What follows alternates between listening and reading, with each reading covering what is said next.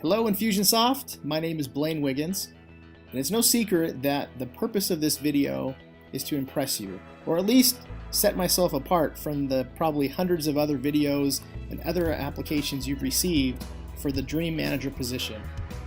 I'm going to allow those that have worked for me or with me in the past give their insight into how I may have inspired them, because I think that would make more sense than me talking about myself. So without further ado, here's a little bit more about me. Thanks.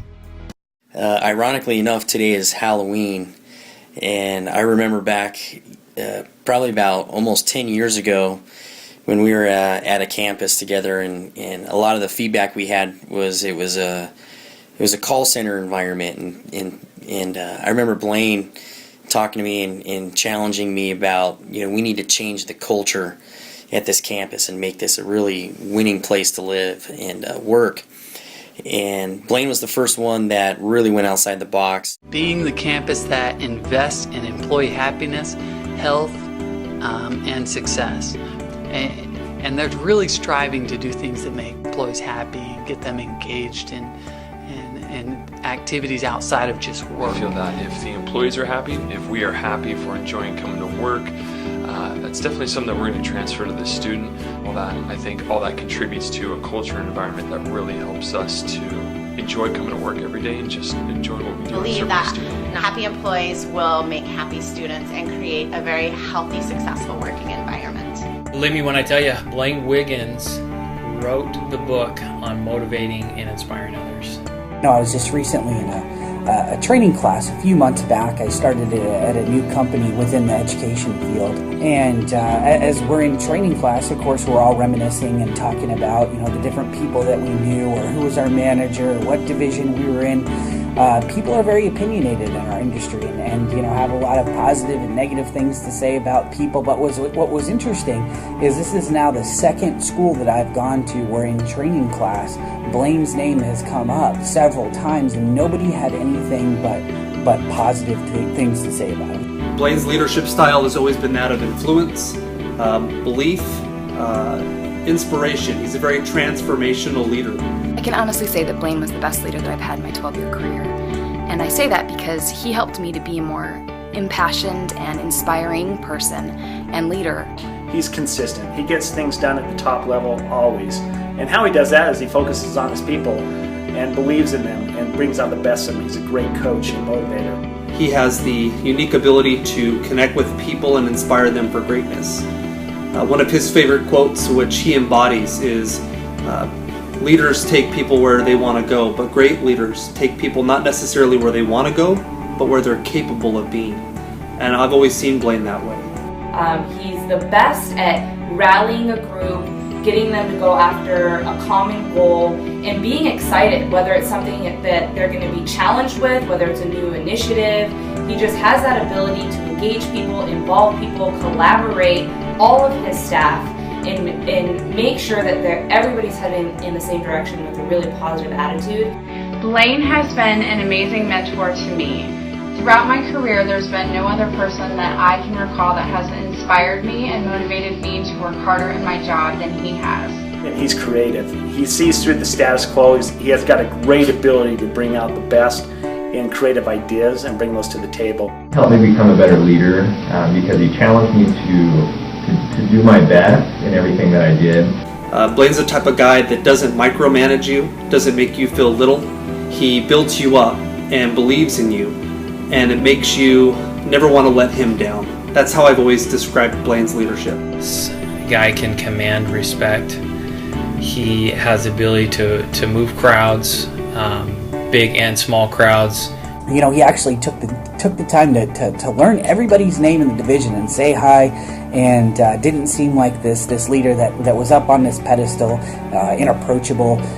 You could tell he really cared about the people. He's not only dedicated to his career, but family comes first in his life, and he's inspirational in so many other aspects. He's compassionate, he's consistent, and he gives 110% every day. But as a manager of people, the thing that surprises me the most after the dream sessions, do you know what I find myself thinking about? their dreams. I'm in meetings with them, they're explaining new projects, and I'm daydreaming about their dreams. I'm thinking, all right, that's her dream. How can we help her live that dream? Or that's his dream. What can we do as an organization to help him live that dream? And I don't think my response is extraordinary. I really don't.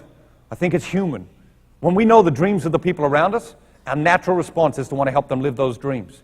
And it creates a team dynamic. It creates a manager-employee dynamic that is much more powerful than anything else you can talk about them on any other day of the year. It creates a team bond that you simply cannot create by talking about your business. People are people. They're most engaged when you allow them to be people. If you want them to do something for your business, teach them to do it for their lives.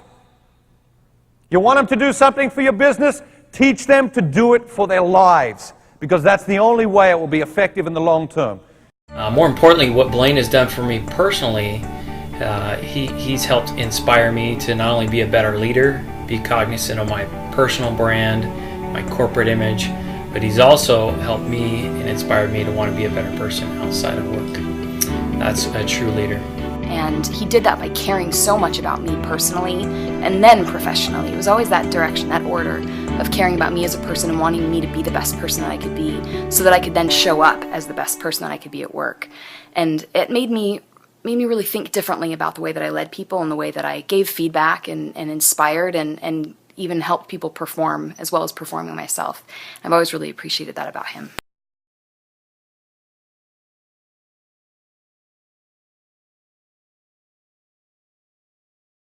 Four kids under the age of 8. The oldest is Easton. He's 7. He's an artist. So in March, he decided that for his mom's birthday, he was going to draw her a special picture.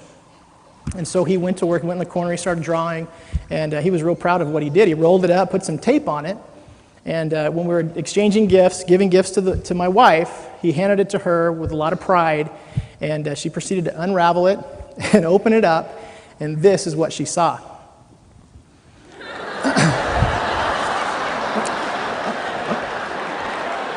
Right?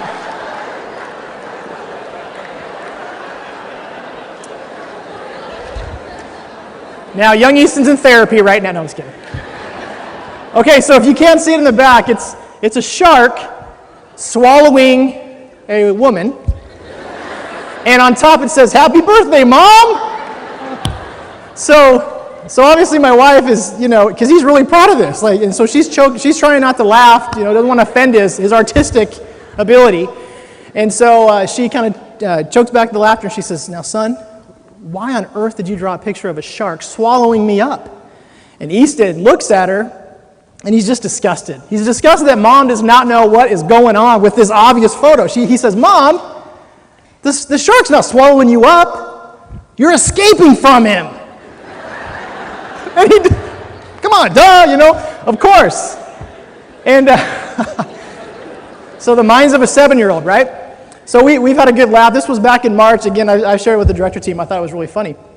And so this morning, I get up, and I'm downstairs in the office, and I'm reading the news on the computer, and I go to get done, and I close out the browser, and what is our desktop background?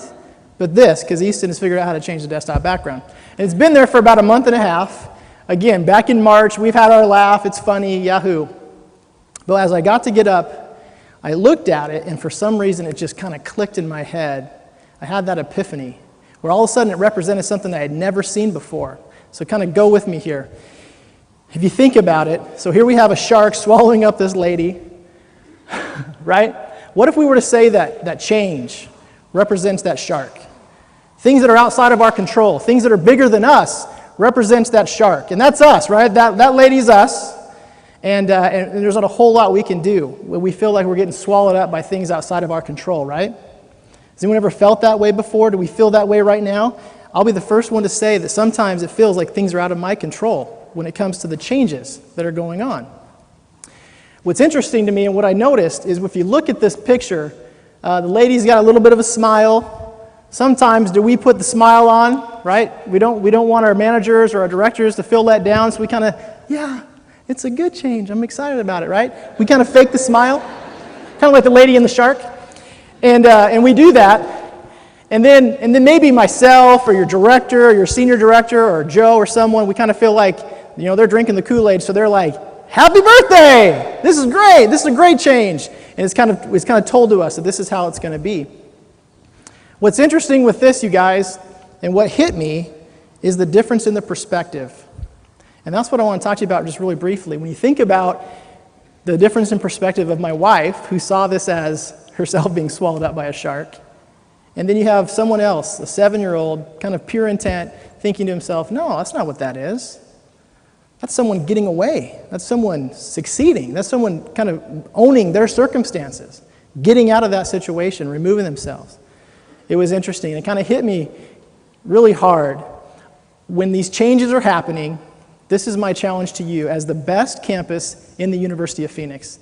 It's to be an owner of your circumstances. It's to adjust your perspective. And I promise if you do that, things will look a lot differently. And the things that feel like they're outside of your control, you'll realize they're really not. Because at the end of the day, and we've learned this in the Fred Factor book, you can own your circumstances. You can be the very best at what you are.